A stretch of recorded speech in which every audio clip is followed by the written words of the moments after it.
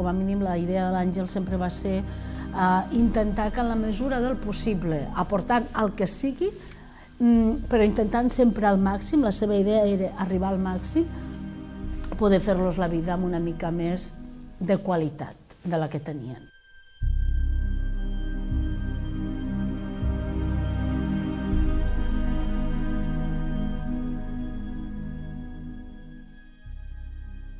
Que le dijimos, Ángel, es que allí a veces van colaboradores o cooperantes, que está bien. Allí han de ir empresarios, empresarios con capacidad para dirigir, para mandar y para exigir.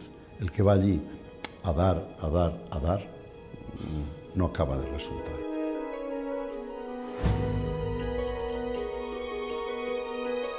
Pero es que el Ángel allá, venga, el Ángel allá, y me voy otro viaje y otro viaje. Yo no le podía seguir el ritmo. Yo no habría ido tantas veces. Eso no es fàcil, És entregar-se a tope. Però era una autèntica passió el que sentia per Etiòpia, per aquest país, pels nens, per la gent, pel mateix Ángel Olarán, en fi, per tota la història i per la solidaritat. Porque si él estuviera aquí ahora, seguiría haciendo lo mismo. Y él ya estaba a tope, no podía casi conseguir más.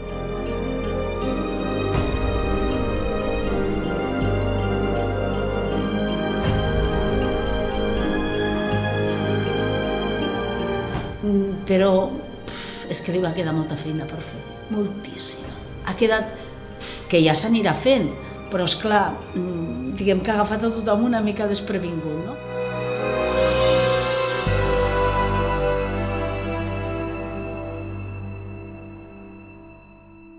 Ahora ha hecho que mucha gente que no creyera, que no estuviera convencido, que resulta que, mira, el Ángel Pujol ahora hace esto, ahora hace el otro, le habrán entrado las ganas, ahora han dicho, hombre, pues el Ángel Pujol hacía un papelazo, habría que hacerlo.